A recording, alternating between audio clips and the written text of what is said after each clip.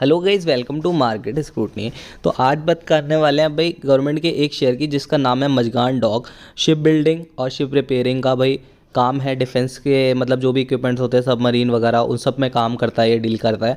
तो मजगान dock ship builders 305 रुपये पर ट्रेड करता हुआ नजर आया। लगभग 2.25% के आसपास की गिरावट शेयर में आज देखने को मिली है 3 बजे के आसपास। और अगर पिछले 5 दिनों का मैं देखूं तो 1% के आसपास का रिटर्न शेयर ने आपको दिया है। एक महीने में लगभग 17% के आसपास शेयर भाग चुका है। और 6 महीने की बात करूँ तो 43% का अच्छा खासा रिटर्न शेयर ने आपको दिया है। डिसेंट रिटर्न है भाई 6 महीने में। ईयर टिल डेट में 34% के आसपास का रिटर्न है। और मैक्स की बात करूँ तो 81% के आसपास का रिटर्न है। लगभग इन्हीं दिनों भाई 16 अक्टूबर 2020 को पिछले साल मतलब ये आईपीओ आया था और ये कंपनी लिस्ट हुई थी। और एक साल के अंदर अगर 81% के आसपास का रिटर्न है तो ठीक ठाक सा रिटर्न दे दिया है। एज भाई जिस हिसाब से गवर्नमेंट के सेक्टर का शेयर ये है उस हिसाब से अच्छा रिटर्न है। 52 वीक का हाई 321 रुपये, 52 वीक का लो 170 रुपये देखने को मिलता है। तो 52 वीक के हाई के आसपास कंपनी ट्रेड कर रही है। तो रिजल्ट आया है भाई और नेट सेल्स बढ़ी हैं। 1570 करोड़ रुपए की नेट सेल हुई है। 42% के आसपास नेट सेल्स बढ़ती हुई नजर आई हैं ईयर ऑन ईयर, जो कि काफ़ी शानदार चीज़ हमें यहाँ पर देखने को मिलती है। क्योंकि भाई सेल्स बढ़ती हैं तो कंपनी का प्रॉफिट भी मोस्ट ऑफ द केसेस में बढ़ता हुआ ही देखने को मिलता है। Q1 की यहाँ पर भाई अर्निंग कॉज दिखा रहा है, लेकिन ये Q2 की यहाँ पर शो नहीं कर रहा कि क्या ईपीएस इन्होंने एक्सपेक्टेड ईपीएस क्या था। लेकिन ईपीएस जो पिछले क्वार्टर का था उससे काफ़ी शानदार और बढ़ता हुआ नज़र आया। तो देख लेते हैं कंपनी के बारे में, थोड़ा सा जान लेते हैं और क्या फंडामेंटल्स हैं। ठीक है, तो मजगान डॉक शिप बिल्डर्स ये पूरा नाम है। तो engage in building and repairing of ships, submarine and various types of vessel and related engineering products for various domestic and international clients. ठीक है, डोमेस्टिक क्लाइंट्स और इंटरनेशनल क्लाइंट दोनों ही हैं। It was incorporated as a private company in 1934 and was taken over by government of India in 1960। तो भाई 1934 में एक प्राइवेट कंपनी थी और 1960 में गवर्नमेंट ने इसका टेक ओवर कर लिया था।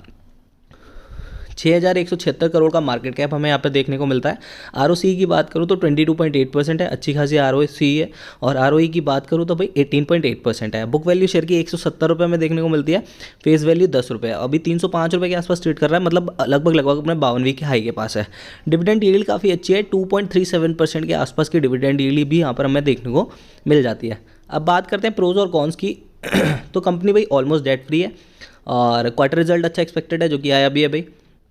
और डिविडेंड पे आउट कंपनी का काफ़ी ज़्यादा हेल्दी देखने को मिलता है 31.12%।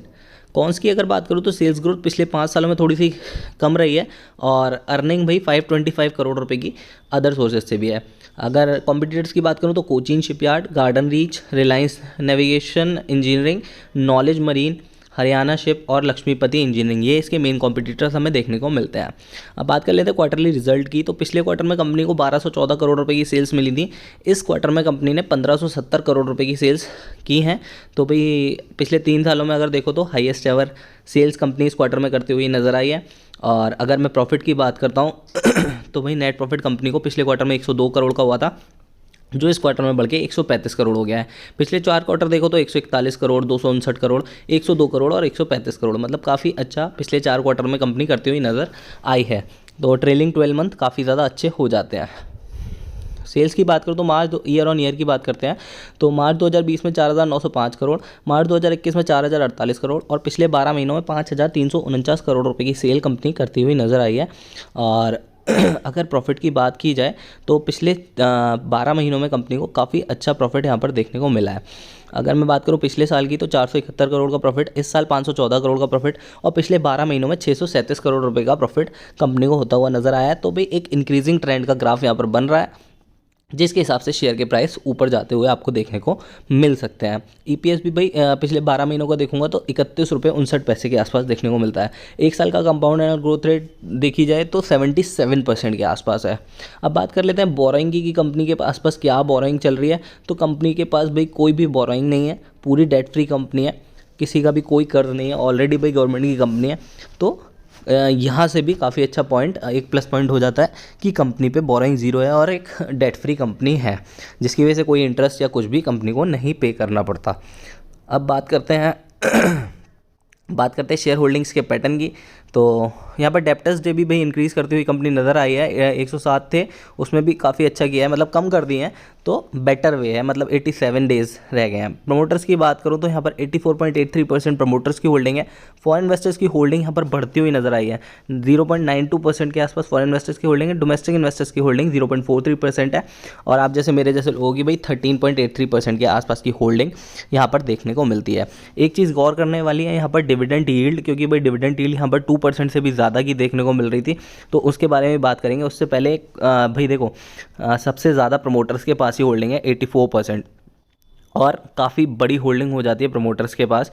और जब बाकी के लोग देखो, फॉरेन इन्वेस्टर्स ने भी अपना पैसा थोड़ा बहुत ही बढ़ाया, लेकिन बढ़ाया है, तो गुड साइंस है, अच्छे साइंस है कि शेयर को आपको बढ़ता हुआ देखने को मिलेगा। फंडामेंटली स्ट्रांग है और कंपनी के पास बिजनेस भी काफ़ी अच्छा है। मैं बात कर लेता हूँ पहले डिविडेंड यील्ड की, उसके बाद इसके टारगेट्स की बात करेंगे।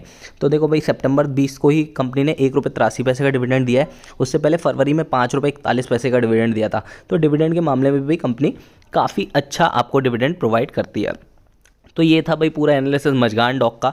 अगर मैं बात करूँ कि टारगेट्स की, तो ₹350 के आसपास ये शेयर आपको शॉर्ट टर्म में देखने को मिल सकता है। बाकी अगर लॉन्ग टर्म आप होल्ड करना चाहते हैं 6 महीने 9 महीने, तो आपको आराम से 50 से 60% का रिटर्न इस शेयर से एक्सपेक्ट कर सकते हैं। ₹450 से ₹500 के आसपास ये शेयर आपको 9 महीने या 1 साल के अंदर देखने को मिल सकता है। तो ये था मेरा एनालिसिस। अगर वीडियो पसंद आया तो यार वीडियो को लाइक जरूर कीजिएगा। चैनल के साथ अभी तक नहीं जुड़े हो तो प्लीज़ चैनल को सब्सक्राइब कीजिए, hit the bell icon and like button for sure, and follow us on our Telegram and Instagram portal as well. Thank you guys for joining in. Thank you so much for your time.